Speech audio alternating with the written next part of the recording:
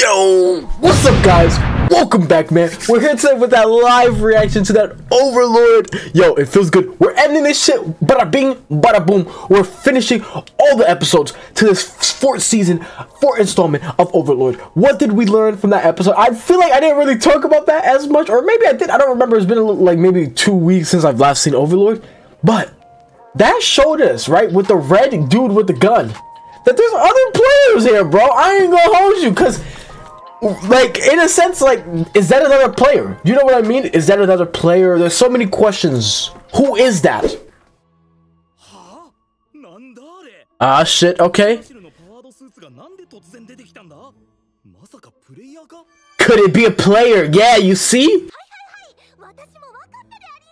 Do you? I'm not gonna hold you. No, he wasn't.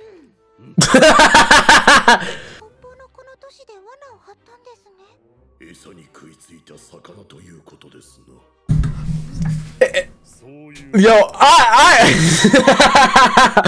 Ainz will always get respect for something he didn't never do or intentionalized.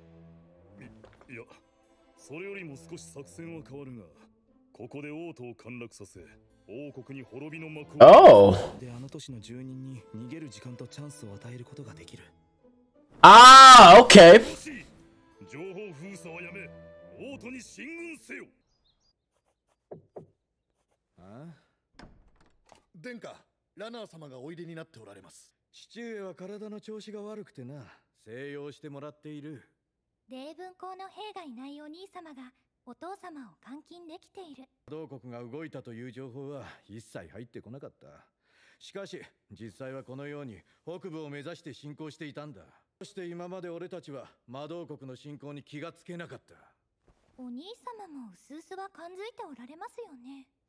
Now, what is it?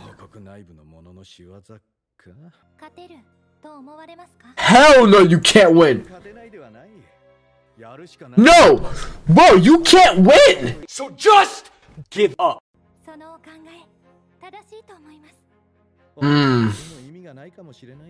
Yo, I'm sorry guys if I'm not talking too much. I'm trying to pick everything up. I really can't talk. Damn, these dudes is like, yeah, I can't wait to hit a lick on the sorcerer king. Like, relax. Hey, I love y'all. Evil eye. Mwah, mwah, mwah, mwah.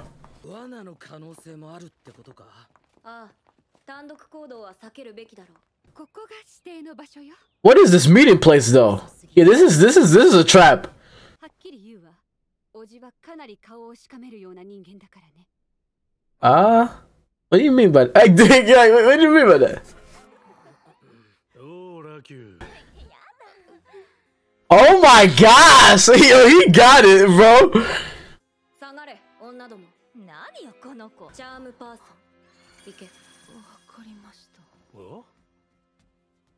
Damn, she ruined the fun. That's probably what he thinking. He like, damn, you ruined the fun.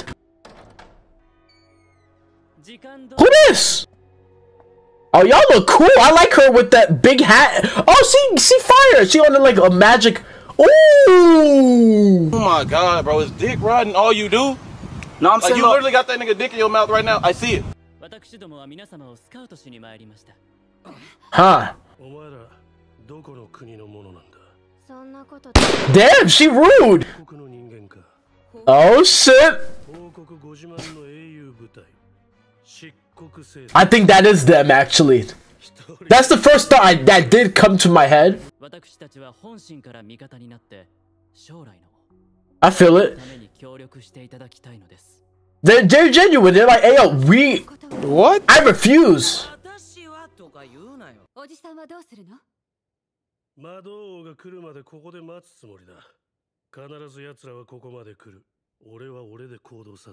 Why though? You don't know who this person is. Don't get too big-headed. There's no way I can defeat him.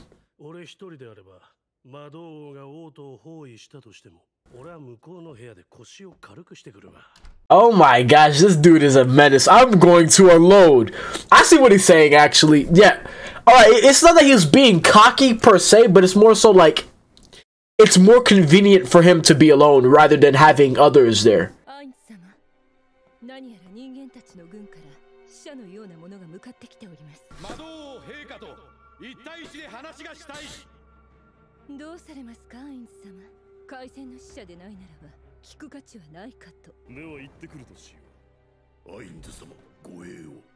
Nah, Ainz is cool.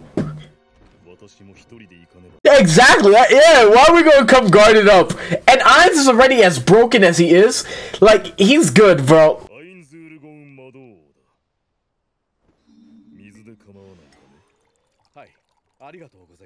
Bro, we haven't... I would not trust that shit. I ain't gonna lie to you. Yo, he put up a whole table and everything.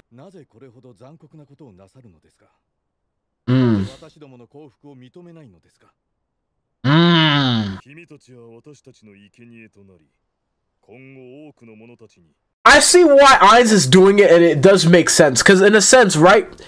Ainz was robbed under his nose by people of this kingdom. Right? So in a sense, it's kind of like the statement to where you have to punish people that are doing bad. If Ainz let this shit rock, he didn't do anything about it, people will be like, oh, they're pushovers. Yeah, you know what? We can do shit too. He'll let us rock as long as we surrender. And when we surrender, we can get back to doing what we want to do. Right? There's no merit to it. It actually doesn't help us. But if we punish them, they suffer. You see that, oh, their actions have consequences. They've lost 1,000 people because they want to steal from Ainz or something like that, or they've lost their whole kingdom.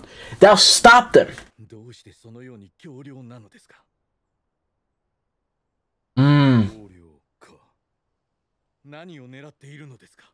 I like this, actually. This is pretty cool, where you have these two leaders of two forces talking. He's like, yo, this is so close-minded. Wow. Happiness. To the ones I treasure. Yeah, it's a dog-eat-dog world.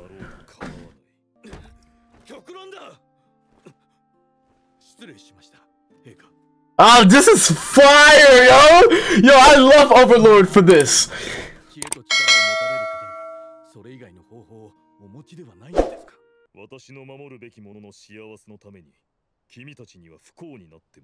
Man. And the thing is, honestly, what Ainz is saying, I'm not really against it. I feel him. Sometimes for you to be happy, you're gonna have to strip it from other people. You know what I mean? Especially in this type of world that they live.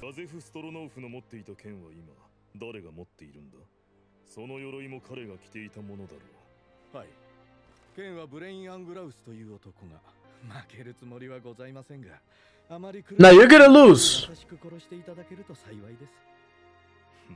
Okay. Damn, right there, she showed trust. Oh! Yeah, that's kind of, you know, okay. So I want to talk about that. Alright, maybe it's not that deep, but I do want to talk about that. And even Ainz's reaction kind of now makes me realize maybe what I was thinking wasn't too far-fetched. When Ainz brought out the bev and he got the water, at first he was like, well, water sufficed, and then he put down the water. I was like, oh, he didn't drink it. Him not drinking it signifies he distrusts Ainz, right?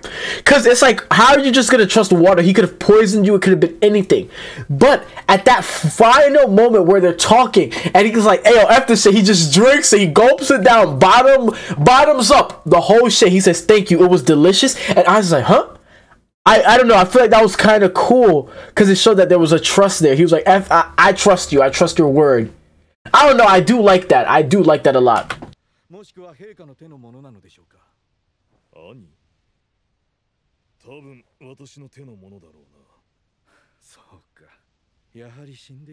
Oh, yeah, his elder brother, the annoying one. We got rid of him. Perhaps I was never fit to be a king. Damn, that's crazy.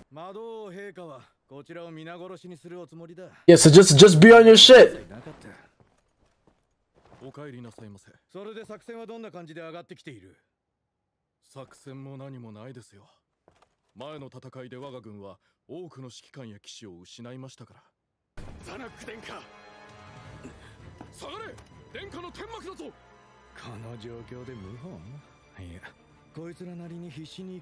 Damn, we get a rebellion? Bro, we've surrendered.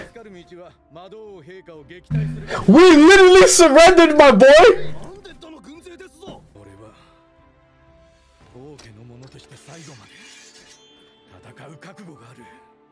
Oh! Hey, yo, this shit clean! Damn, they got him? They beat him up. They have his head. Damn, they killed him. Look at that. What?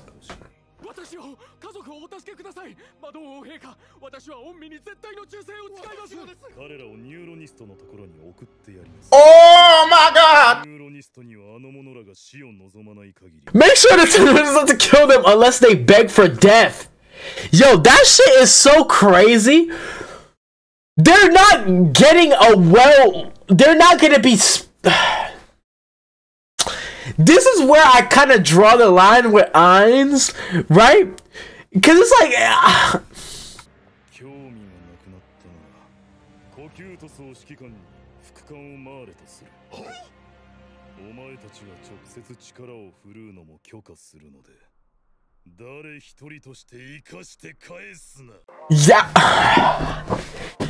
Yo, little did they know what they did triggered something. Death before dishonor. Yo, this episode is so good on so many layers that I have to talk about it. One, Zanuck has proved to me he is a 10 out of 10 character and a phenomenal character. How he was when we first met him to how he ended up was incredible. And honestly, just the whole talk he had with Ainz was, honestly, if you ask me, amazing. Because in a sense, he kind of humanized Ainz. Because right, even when he went back to the tent and shit, he was talking to the royal, and he's like, yeah, like the other royal guy in the tent with him, he's like, yeah, he's more human than it seems, or at least the inside rather than the outside. And I feel like that right there was great, because Ainz was actually able to have a one-on-one, mano-y-mano conversation with him, where he's telling Ainz, he's like, you're closed-minded, why you being like this, why won't you accept our surrender? He's hearing from Ainz's perspective of happiness, Ainz's goal, which we've seen throughout the series has changed, and it seems like as the series progresses, Ainz is realizing he really can't get his goal, because at first his goal was what? To spread the name of Nazarick, right? To get big enough to a point where Nazarick would spread all over the world and he could potentially get his friends or new players, or not even new players, but real players from Ainz's world to come join him, or to see that he's a real player and something along those lines. Those were his goals at first, but I feel like as Overlord has progressed and as Ainz has stayed his years here and he's done everything that he's done and he's experienced things with this world, he's come to a point to where he's finally came to the conclusion that maybe he won't find his friends, or maybe that role players aren't necessarily in this world. You know what I'm trying to say? And I feel like that was so beautiful to see that his goal has not only changed from necessarily finding real players and whatnot, but to make sure that the people he treasures, basically Nazarick, Albedo, all Shalltear, Kokuda, Sebastian, Demirg, I don't want to miss anyone, of course, Aura, Mare, all of them, everyone of Nazarick, right? All of them are happy, and he can make them happy and whatnot. Even with last few episodes where you see Ainz was trying to teach Shalltear things so she can have something. So like, let's just say hypothetically, if Ainz is not in this world or he's gone at some point, there's something for them to have. You know what I mean? He's trying to give them something, because in a sense he kind of looks at them as like his kids, right? His children. He wants to leave something for them to grow upon. He wants growth out of them. He's trying to help them grow. And honestly, just that conversation with Zanuck, right? Prince Zanuck, or should I say the king that the kingdom didn't deserve, because my boy right there, Yo, not those people were so ungrateful, because in a sense this dude Zanuck went to face Ainz to talk to him one-on-one, to ask once again, please let us surrender, for them to go betray him. That's why I feel like Ainz was so upset, because Zanuck going to talk to him was such a major thing, right? It was such a big thing, because he's going to talk to this evil guy. Who knows what he could do to him? He could probably kill him or anything. He's risking his life for his people of the kingdom. You know what I'm trying to say? Just for him to go back to the kingdom, these same people he went to risk his shit for betrayed him and beheaded him. So when you hear Ainz telling them like, hey yo, give him a proper burial, and now he's telling them to bring those guys so they can get tortured so badly that they're gonna be begging for their death. And even once they beg for their death and they finally decide to kill them, they're gonna make it a slow death. Ainz was furious, because in a sense he found someone that he could release things to that he probably couldn't release to Albedo and, you know, other people of Nazarick, because it would go over their heads. They wouldn't understand it. I felt like Ainz had a very fair conversation with Zanuck. Like, it was of great value on both ends. You know, it was a respect on, like, Ainz respected him, and he was like, hey yo, this is royal, I feel like Ainz saw him as a true king. And Zanuck respected Ainz. He's like, hey yo, this person might be a monster, but in a sense he's also a human. He has touching goals, you know what I mean? And he kind of started looking at his own leadership styles and started thinking like, damn, I only wanted to make this a respectable kingdom. I never really looked for happiness. And he starts questioning his goals and how he's been moving. I really liked this episode. I feel like that was amazing. And you know, I guess you could look at it when he drank the water in two different ways, as a sign of respect or him having trust with Ainz, or you can have it look at the fact that he knows that he's gonna die. And he's like, F it, I'm gonna die. I don't care if this is poison. I don't care if this was anything bad, obviously it was water, you can tell, so there's nothing, you know, but still you look at it like that, like, hey yo, I'm gonna die anyway, so F it, I'm gonna drink it. You know what I'm trying to say? So it's kind of crazy, because in a sense I feel like Ainz was probably gonna be more lenient if those guys didn't, like, little did they know they effed themselves over, because he was probably gonna be more lenient, let people live and whatnot. But now, because they killed the king, it shows Ainz like these people aren't worthy. That's why he's like, hey yo, kill every single one of them. And now he really wants to eradicate them. That shit infuriated him. It's crazy when you think about it. They think they did a good action that saved them, but they didn't. Literally their only option they had was to fight to the death. And I feel like Ainz is at this point where he's trying to be good, but he also knows he has to be evil. It's kind of like a parent, right? You know, as a parent, you can't be too nice or too much of a pushover to your child, because then your kids can take advantage and whatnot. So that's where you have to apply authority and be a little bit strict. And it's like Ainz is kind of in that realm where he's trying to be good and evil, but he knows he has to kind of be best of both worlds. He needs a little bit of evil and a little bit of good, because if he doesn't, people are gonna take advantage and, you know, not really follow him or do things properly. You know what I'm trying to say? Man, this was a crazy episode. This shit was a crazy episode. I ain't gonna lie to you guys, man. Thank you so much for watching this with me. Like, so much went down here. If you made it to the end, you are amazing, yo.